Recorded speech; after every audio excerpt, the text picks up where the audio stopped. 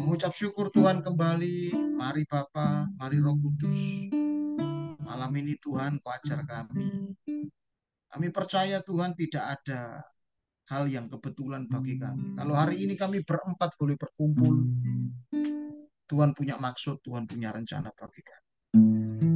Persiapkan hambamu yang ingin membagikan rahasia kebenaran firman-Mu. Tambahkan hikmat, marifat, Roh Kudus-Mu yang memimpin sepenuhnya Tuhan.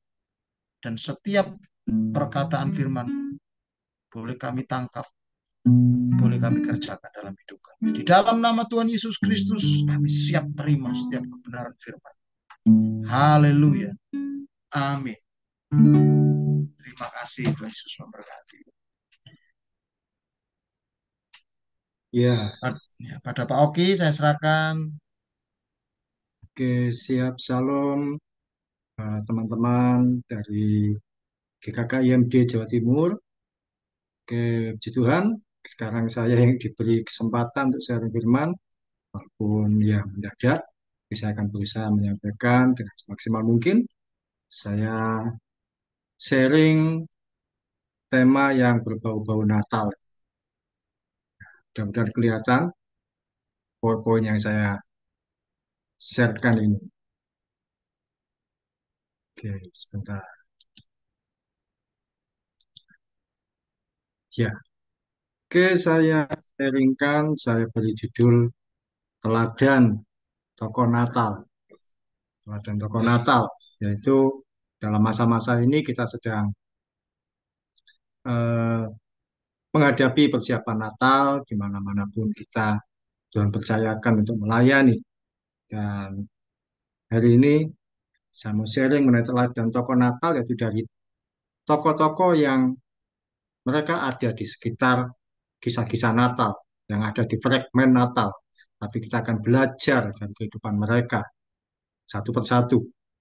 Satu tokoh yang pertama yang terkenal yaitu adalah Maria. Di sini saya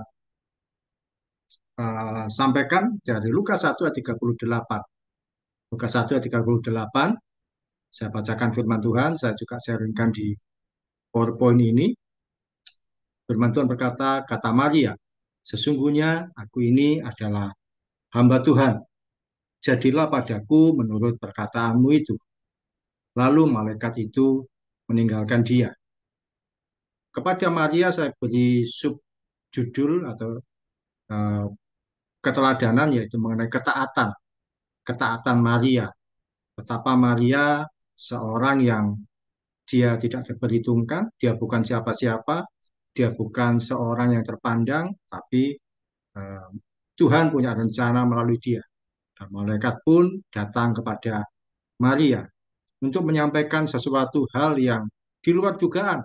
Ini ayat 38, tapi di ayat-ayat di atasnya kita tahu bahwa malaikat itu memberikan pesan kepada dia bahwa dia akan melahirkan seorang bayi, dia akan mengandung tanpa melalui hubungan pernikahan, tanpa melalui hubungan suami istri.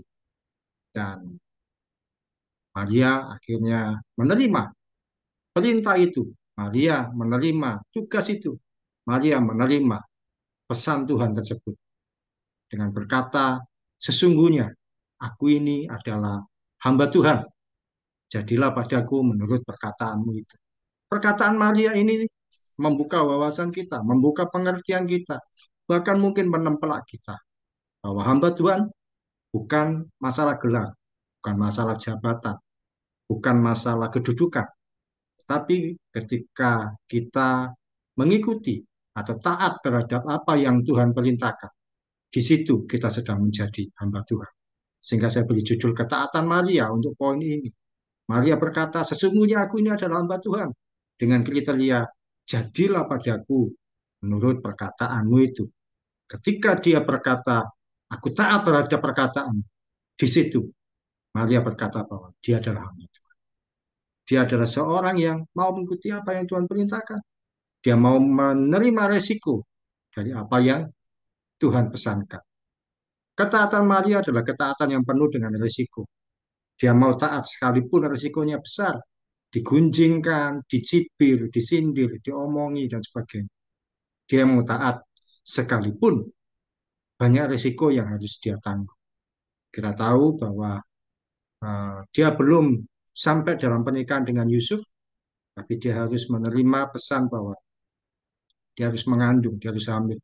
Dan itu sesuatu yang tidak mungkin. Melanggar tradisi, melanggar sesuatu hal yang selama ini lazim, tapi dia mau ikuti apa yang menjadi pesan Tuhan. Dan itu ketaatan yang penuh risiko. Dalam kehidupan ini kita juga perlu menyadari bahwa menjadi pengikut Kristus itu tidak aman, penuh dengan risiko. Kalau menjadi orang Kristen saja, mungkin tidak ada masalah, karena masalah identitas. Kristen menjadi identitas. Tetapi ketika kita menjadi pengikut Kristus, Kristen yang sesungguhnya, Kristen yang sejati, Kristen yang tidak hanya masalah identitas, Kristen yang berani bayar harga, maka kita akan menghadapi banyak resiko. Resiko penolakan, resiko dibenci, resiko eh, tidak dihargai, resiko diabaikan, resiko kita melayani orang lain, tapi kita sendiri tidak ada yang melayani. Resiko kita mendengar sharing orang lain, tapi ketika kita sendiri mengalami situasi dan peristiwa, tidak ada yang mau mendengarkan kita. Resiko mendukung orang lain, tapi kita sendiri tidak ada yang mendukung. Resiko mendoakan orang lain, tapi siapa yang mendoakan kita sebagai seorang yang melayani Tuhan? Ketaatan kita pada Tuhan sebagai pengikut Kristus harus kita pahami sebagai ketaatan yang penuh dengan resiko. Tidak pernah aman, tidak pernah nyaman, dan tidak pernah mulus-mulus saja. Dan seorang yang taat dengan penuh risiko, seperti Maria, dia taat apapun yang Tuhan perintahkan. Dia siap mengerjakan apapun yang Tuhan pesankan. Dan dia siap untuk mengikuti apapun yang Tuhan kehendaki. Maria menjadi seorang figur yang mau taat, sekalipun penuh dengan risiko. Kalau boleh saya sharing sedikit, saya ingat ketika Tuhan panggil saya untuk melayani lagi. Saya dulu pelayanan pelajar di Surabaya, sejak tahun 95, 96, 97, 2000 dan sebagainya. Mulai melayani di persekutuan doa sekolah, membina dan sebagainya, beberapa sekolah. Tapi satu kali saya terputus sejak tahun 2006 sampai sekian tahun berikutnya. Saya tidak lagi melayani Tuhan karena saya lebih fokus ke hobi saya. Saya menjadi ketua komunitas penggemar salah satu grup musik. Sampai tahun 2015, dalam kondisi yang hancur-hancuran, berantakan, komunitas yang saya bentuk pecah, kemudian secara pekerjaan tidak berhasil, keuangan banyak yang berantakan, dengan keluarga pun juga saat itu saya sedang terpisah memang. Istri saya ada di luar kota, saya di Surabaya. Jadi situasinya saya sedang sendirian menghadapi segala sesuatunya dengan tidak nyaman. Saya kacau. Setiap sore kerjaan saya hanya main wifi di wifi corner, main internetan. Waktu itu kan tidak umum orang punya HP Android atau punya akses internet sendiri. Saya harus datang ke wifi corner. Wifi corner itu salah satunya di Jalan Kapuas. Di situ adalah bekas kantor Telkom. Dan saya setiap sore main di situ. Sampai satu kali beberapa hari menjelang Natal. Ya kurang lebih seperti saat ini, 21 Desember 2015 saya ingat. Ketika saya main wifi ya, tiba-tiba saya mendengar satu suara yang jelas, walaupun tidak ada orangnya. Suatu suara itu berkata, ayo layani aku lagi. Saya tahu itu suara Tuhan. Saya ngerti, saya paham bahwa Tuhan berbicara kepada saya. Tapi saya tidak segera mau menaati. Karena apa? Saya merasa nggak layak. Saya sudah meninggalkan Tuhan terlalu lama. Dan saya berkata, saya melayani apa? Dan saya nggak bisa apa-apa. Tapi Tuhan tetap mempercayakan saya. Ayo layani lagi. Layani orang-orang yang ada di internet. Layani orang-orang yang sedang tidak tergembala. Singkat cerita, saya penuhi panggilan itu. Saya kerjakan yang Tuhan perintahkan bagi saya. 21 Desember jam 8 pagi, saya terima panggilan Tuhan itu. Air mata saya menetes, saya mau untuk melayani Tuhan lagi. Saya melayani orang-orang yang ada di Facebook. Kalau diketahui, orang-orang di Facebook itu banyak orang-orang yang liar, tidak tergembala. Mau sharing kepada saya, kepada siapa, tidak tahu. Karena saya menyediakan diri untuk menerima sharing orang-orang yang ada di Facebook dan mendoakan mereka. Dan puji Tuhan, langkah kecil yang saya kerjakan 2015 sampai hari ini Tuhan buka jalan, Tuhan percayakan lebih banyak lagi. Orang-orang yang memang awalnya tidak tergembalakan dengan baik di gerejanya, dan percayakan untuk saya layani. Sampai hari ini, 2015 sampai 2023, berjalan 8 tahun. Saya melayani orang-orang dari Sumatera sampai Papua. Bahkan di Papua itu ada kota Merauke, terus ada lagi namanya Kabupaten Mapi. 3 jam dari Merauke, ada satu tempat terpencil.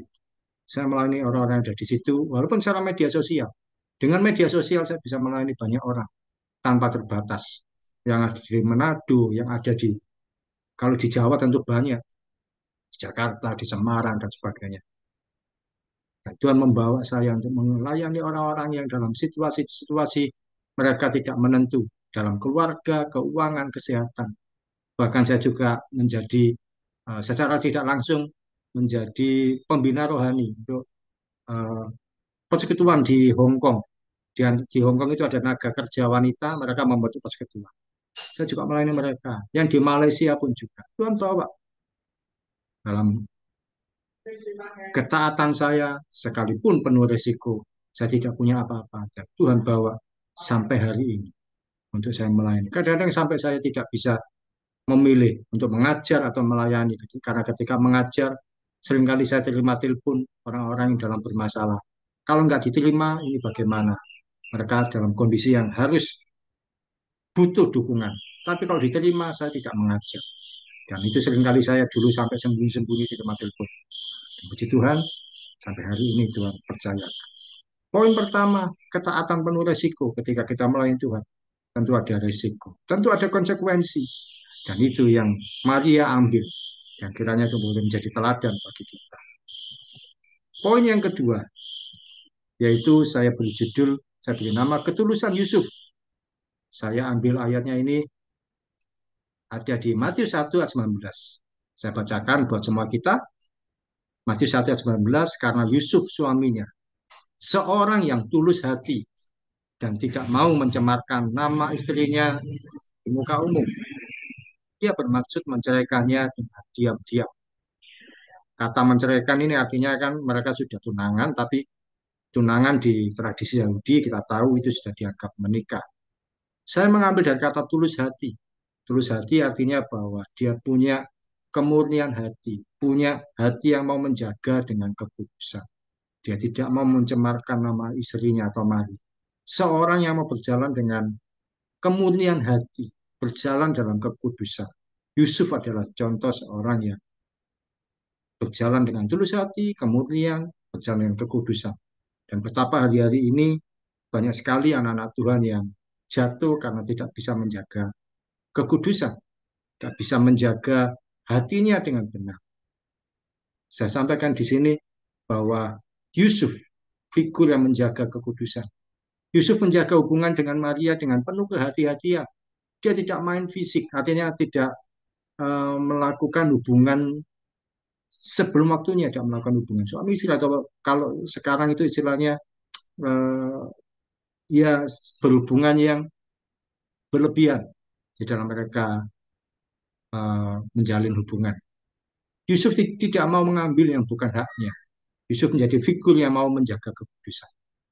Dalam perjalanan karir saya, dari saya bekerja sampai sekarang, yang menyedihkan sekali adalah betapa banyak anak-anak Tuhan itu yang jatuh karena tidak bisa menjaga kekudusan. Saya pernah tahun 2002 itu, saya masih kuliah, belum jadi guru. Saya bekerja di salah satu toko buku yang terkenal di Surabaya. Jadi kalau dari arah jalan eh, menuju Jalan Tunjungan itu Basuki Rahmat, ya Basuki Rahmat itu belok kiri ada namanya Jalan Pregolan. Pregolan itu kan ada toko buku Emmanuel, tapi bukan toko buku Emmanuel. Lurus lagi ada namanya Jalan Kombes Pol M. Duryat. Di sini juga ada toko buku yang terkenal, ya depannya M. Saya sempat menjadi karyawan di toko buku itu. Itu toko buku yang terkenal setelah toko buku Emmanuel. Dan yang menyedihkan adalah di antara pegawai-pegawai ini, karyawan ini, kebanyakan mereka ketika berpacaran tidak bisa menjaga kekudusan. Mereka harus bermain dalam tanda kutip istilah saya, eh, bermain fisik. terutama ketika hari Minggu. Hari Minggu itu kami ada piket. Jadi kalau hari biasa karyawannya memang banyak dibagi dua shift, shift pagi dan shift malam. Tapi hari Minggu itu piket, piket tidak semua masuk, dijatah kasir, karyawan kaset, karyawan buku dan gudang.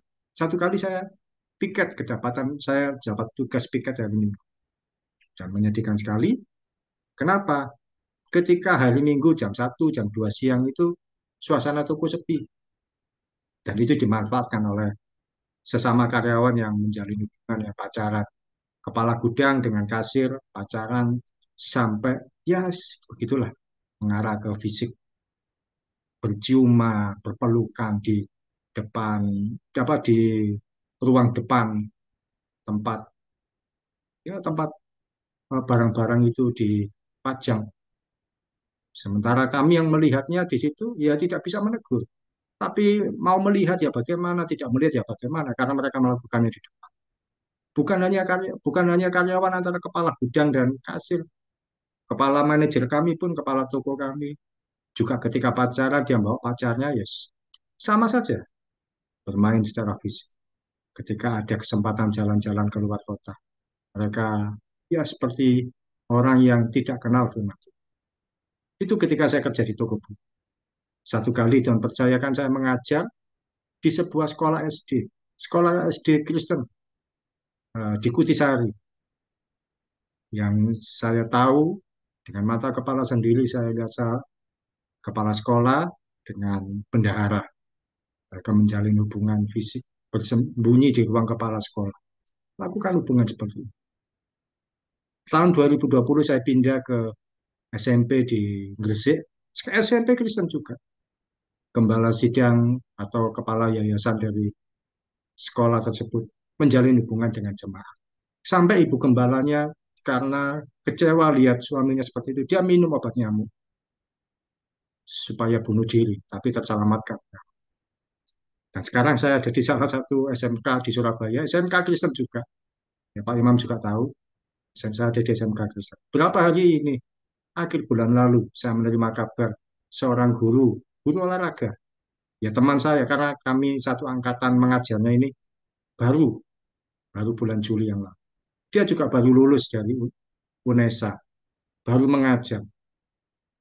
Bulan lalu dia dikeluarkan dari sekolah. Kenapa? Karena dia kedapatan membawa siswa perempuan ke kos-kosannya. Dan mereka melakukan hubungan terlarang di situ. Ketahuan oleh pihak sekolah. Akhirnya dikeluarkan guru PJOK. Kalau tidak bisa menjaga kekudusan, bagaimana kehidupan kita sebagai seorang anak? Kita tidak bisa berkata bahwa saya tidak mungkin melakukan itu. Tapi yang kita bisa katakan adalah, kiranya Tuhan memberi saya kekuatan. Saya terhindar, bisa menjauhkan diri. Itu saya bertekad, berkomitmen. Tidak akan jatuh dalam situasi yang ada. Karena kalau kita sebagai hamba Tuhan jatuh dalam situasi seperti itu, nggak akan laku. Pelayanan kita nggak akan laku di mana-mana. Penting sekali untuk kita menjaga kekudusan dalam hari-hari ke depan ini.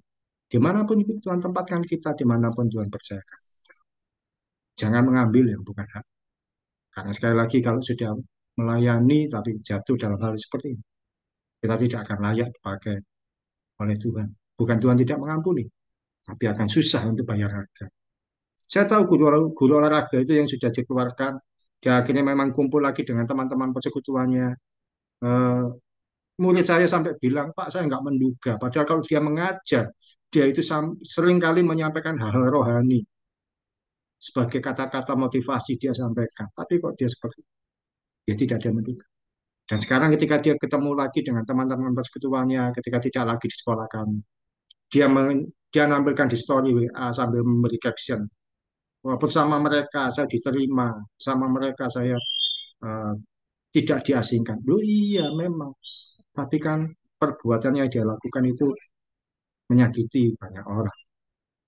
Poin yang kedua yaitu ketulusan hati dari Yusuf dengan dia mau menjaga kekudusan. Dia tidak mau mengambil yang bukan hak. Dia mau menjaga hubungan dengan Maria dan kehadiran. Poin terakhir yaitu penyembahan orang Majus.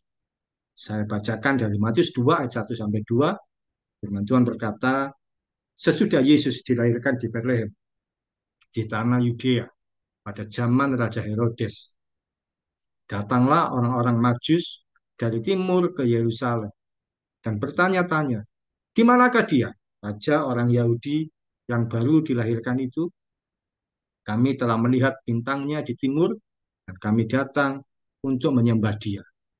Menarik sekali bahwa orang-orang Majus ini datang untuk bertemu dengan bayi raja ini dengan berkata, kami datang untuk menyembah dia. Tidak ada motivasi yang lain. Karena dia tahu bahwa yang lahir adalah seorang raja, walaupun belum tahu siapa. Karena itu dia mau datang untuk menyembah. Penyembahan itu keintiman dengan Tuhan. Penyembahan tidak berarti hanya lagu yang kemudian lagu yang pelan dan berbahasa roh dan sebagainya. Penyembahan itu membuat kita intim dengan Tuhan, dekat dengan Tuhan. Betapa hari ini kita sebagai hamba Tuhan, pelayan Tuhan, kita perlu intim dengan Tuhan. Kita perlu dekat dengan Tuhan. Kita jangan jauh-jauh dari itu. Karena kalau kita tidak intim dengan Tuhan, kita akan mudah burn out, kecewa. Kita juga akan mudah patah semangat. Tetap pelayanan, tetap melayani, tetap ada jadwal. Dia akan menjadi seorang yang kehilangan api. Hanya bisa menyampaikan di sana sini, tapi sudah tidak ada lagi semangat, tidak ada lagi hati yang cinta dengan Tuhan. Diperlukan keintiman dengan Tuhan, diperlukan kedekatan dengan Tuhan, supaya kita tidak kecewa dan tidak patah semangat. Tetap terus semangat menyala-nyala melayani Tuhan. Dimanapun Tuhan percayakan, dimanapun Tuhan tempatkan kita. Penyembahan itu keintiman dengan Tuhan. Penyembahan membuat kita boleh mengalami bahwa Tuhan itu mengasihi kita dan kita mengekspresikan kasih kita dengan Tuhan. Penyembahan juga berarti bahwa menjadikan Tuhan sebagai prioritas yang utama dalam hidup kita. Betapa dalam banyak situasi ketika kita harus mengambil keputusan, kita harus mengambil langkah, kita datang pada Tuhan untuk menyatakan Tuhan yang mana yang kau mau, Tuhan yang mana yang kau ingin untuk saya kerjakan, yang mana Tuhan yang kau mau untuk saya selesaikan. Ketika kita berjalan membuat Tuhan sebagai yang terutama dalam hidup kita, percayalah bahwa Tuhan akan membuka banyak jalan bagi kita dan akan menyelesaikan situasi-situasi yang sepertinya tidak sulit. Dan bersama dengan Tuhan, kita akan melayani dengan indah dan menjadi berkat bagi siapapun yang percaya. Ya, itu yang bisa saya sampaikan. Saya akan akhiri dengan doa sebelum nanti saya kembalikan pada Pak Imam. Betapa kami mengucap syukur untuk firman-Mu, Tuhan, yang boleh hamba sharingkan, kiranya boleh jadi berkat bagi semua kami. Sempurnakan segala sesuatunya, segala pujian, hormat, kemuliaan hanya bagi Tuhan Yesus. Dalam nama Tuhan Yesus yang berdoa dan ucap syukur. Amin.